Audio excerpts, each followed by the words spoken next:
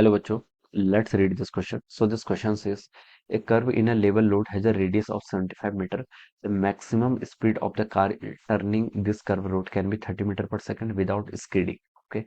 If radius of the curve road is changed to 48 meter and the coefficient of friction between the tire and the road remains the same, the maximum allowed speed would be. Maximum allowed speed क्या करनी है यहाँ पर आपको calculate करके बतानी है. Right. तो चलिए इस क्वेश्चन को अब हम क्या करते हैं, स्टार्ट करते हैं. तो देखिए बच्चों, यहाँ पर कौन सा फोर्स लेगा, इस क्वेश्चन का की कॉन्सेप्ट हम लिख सकते हैं. यहाँ पर आपका स्टैटिक फ्रिक्शन लेगा. ठीक है.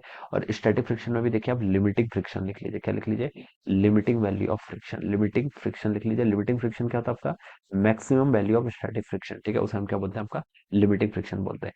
अब एक कार है, देखिए क्या कर रहा है आपका एक कर्व इन ए लेवल लोड है रेडियस. ठीक है. एक आपका कर्व है. ठीक है. यहाँ पर आपकी क्या कर रही है, कोई कार है. ठीक है, ऐसे मूव कर रही है. ठीक है, ये आपके मान लीजिए कोई कार है. ठीक है, ये ऐसे मूव कर रही है इस पर. रेडियस कितनी गिवन कर रखी है इसकी? 75 मीटर के इक्वल है. इनिशियल आपकी आर है. ठीक है. The maximum speed of the car. ठीक है. Curve can road is 30 meter without skidding. Without skidding देखिए, अगर ये कार क्या कर रही है आपकी, ऐसे सर्कुलर मोशन कर रही है. ठीक है, इस पाथ पे. ठीक है, तो हम बता सकते हैं बच्चों, इस पर सर्कुलर मोशन कर रही है तो कौन सा फोर्स आएगा आपका? सर्कुलर सेंट्रीपिटल फोर्स आएगा. कौन सा? Centripetal force. जिसकी डायरेक्शन क्या होगी? ये होगी. This is the centripetal force. कितना मैग्नीट्यूड होगा? मान लीजिए इसकी स्पीड v के इक्वल है और रेडियस r है, तो हम बता सकते हैं mv स्क्वायर के इक्वल. ठीक है, तो ये आपका सेंट्रीपिटल फोर्स आ गया. इस सेंट्रीपिटल फोर्स को देखिए प्रोवाइड कौन कर रहा होगा? ठीक है, प्रोवाइड कौन कर रहा होगा? बिकॉज सेंट्रीपिटल फोर्स क्या होता है? Always provided. सेंट्रीपिटल फोर्स है इटसेल्फ कोई फोर्स थोड़ी ना है. ये आपका क्या करता है? कोई ना कोई अदर फोर्स यहाँ पर प्रोवाइड कर रहा है. ठीक है, तो नॉर्मल फोर्स करेगा नहीं. ठीक है, नॉर्मल देखिए क्या होगा, इसके परपेंडिकुलर होगा, यानी कि आपकी तरफ होगा. और mg देखिए क्या होगा? इनटू द स्क्रीन होगा, वो भी आपकी तरफ नहीं होगा. ठीक है, तो नॉर्मल और mg तो हो नहीं सकते. अब कौन सा फोर्स हो सकता है? इन यहाँ पर देखिए टायर्स और ग्राउंड के बीच में कॉन्टेक्ट है, तो वहां पर आपका फ्रिक्शन फोर्स लगेगा, जो आपका क्या करेगा? प्रोवाइड करेगा एमबी स्क्वायर. ठीक है, तो हम लिख सकते हैं यहाँ पर से जो आपका फ्रिक्शन फोर्स होगा, it is providing the centripetal force. जिसके इक्वल हो जाएगा आपका एमबी स्क्वायर बाय आर के इक्वल हो जाएगा. ठीक है, अब हमसे क्वेश्चन में पूछ रखा है कि देखिए the maximum speed of the car. यहाँ पर मैक्सिमम वर्ड का यूज किया, तो हम समझ गए यहाँ पर लिमिटिंग वैल्यू ऑफ फ्रिक्शन का यूज करना है. ठीक है, और फ्रिक्शन फोर्स क्या होता है आपका? एडजस्टिंग नेचर का होता है. इसकी वैल्यू होती है आपकी न्यू एस इंटू एन के इक्वल. ठीक है, और हमसे बोल रखा है मैक्सिमम स्पीड. देखिए जैसे जैसे आपका v इंक्रीज होगा, वैसे वैसे आपका फ्रिक्शन फोर्स भी इंक्रीज होगा. लेकिन फ्रिक्शन फोर्स तो एक लिमिट ही तक इंक्रीज हो सकता है. ठीक है, इसकी मैक्सिमम वैल्यू कितनी हो सकती है? Mu S N. ठीक है, तो वहां पर हम बता सकते हैं कि हमें मैक्सिमम स्पीड देखिए कब होगी? जब इस फ्रिक्शन की भी मैक्सिमम वैल्यू होगी. और मैक्सिमम वैल्यू कितनी हो सकती है इसके? न्यू एस एन के इक्वल. तो आप इसको यहाँ पर पुट कर लीजिए. क्या कर लीजिए? यहाँ पर पुट कर लीजिए. तो एफ एस को हम यहाँ से लिख सकते हैं, देखिए M V square by R. Maximum के लिए हम इसको इक्वल टू का साइन लगा लेंगे, न्यू एस एन के इक्वल हो जाएगा. ठीक है, एन किसके इक्वल होगा? देखिए एन होगा आपका एम इंटू जी के इक्वल, तो यहाँ से हम लिख सकते हैं M V square by R. It should be equal to our mu S into normal हो जाएगा आपका एम इंटू जी. एम से आपका यहाँ पर एम कैंसिल हो गया. तो यहाँ पर से देखिए आपके ये रिलेशन आ गया, वी स्क्वायर की वैल्यू कितनी आ गई यहाँ से आपकी? New S into R into G K. ठीक है, ये हम यहाँ से वेलोसिटी का स्क्वायर ऐसे फाइंड आउट कर लेंगे.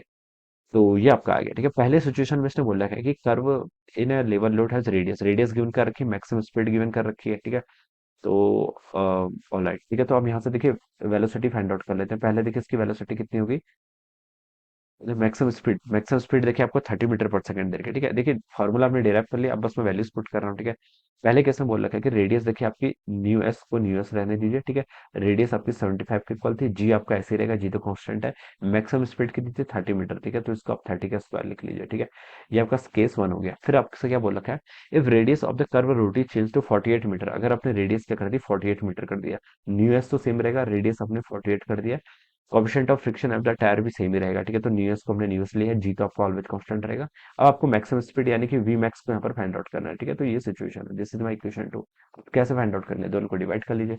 ऊपर का 30 का स्क्वायर कितना हो जाएगा? 900 डिवाइडेड बाय कितना हो जाएगा आपका? वी मैक्सिमम का स्क्वायर हो जाएगा. ठीक है, इट इज इक्वल टू न्यूएस से न्यूएस कैंसिल, जी से आपका जी कैंसिल.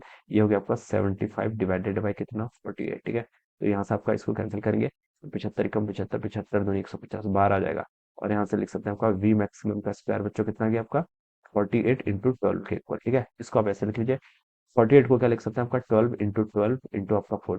12 इंटू 4 आपका हो जाएगा. ठीक है, अब यहाँ से आप देखिए वी मैक्सिमम का स्क्वायर आ गया. वी मैक्सिमम तो आप इजीली कैलकुलेट कर लेंगे. ठीक है, वी मैक्सिमम कितना हो जाएगा? अंडर रूट 12 का स्क्वायर है, तो एक 12 यहाँ से आ गया. 4 का अंडर रूट करेंगे तो 2 आ जाएगा. तो बच्चों कितना आ गया? 24 के इक्वल आएगा.